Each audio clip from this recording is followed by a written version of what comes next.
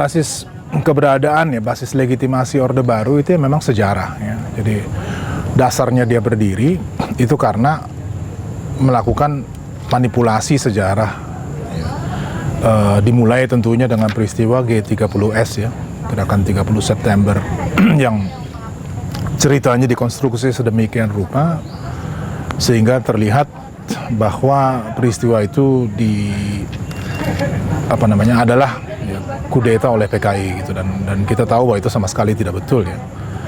Tidak ada dasar untuk mendukung argumentasi itu, dan sebetulnya di dalam studi-studi yang ada selama ini persoalan itu juga sudah cukup jelas terlihat gitu. Tapi ya alasan kenapa Orde Baru sangat berkepentingan untuk mengontrol pemahaman masyarakat mengenai sejarah ya karena basis legitimasinya hanya itu gitu ya. Orde Baru ketika dia muncul adalah menyelamatkan Indonesia dari ancaman komunis. Itu klaim yang dia pakai gitu.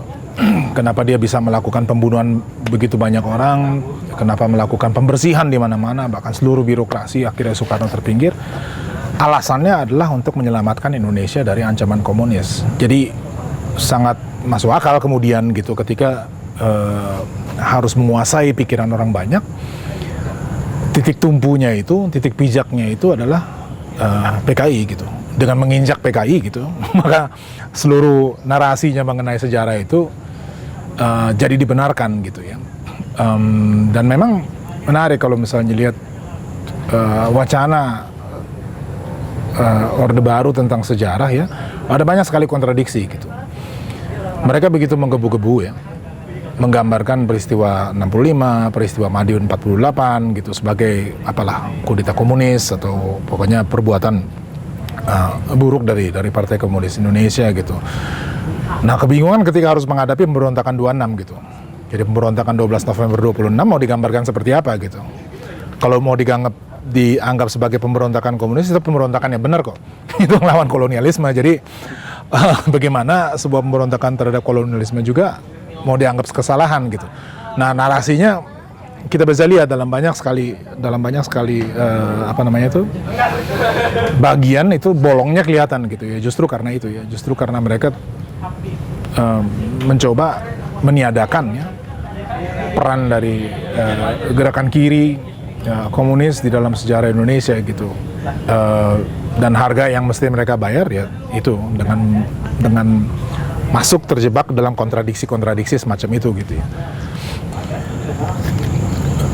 Dari segi produksi pengetahuan sejarah itu dari hulu sampai hilir ya itu dikuasai oleh Orde Baru gitu.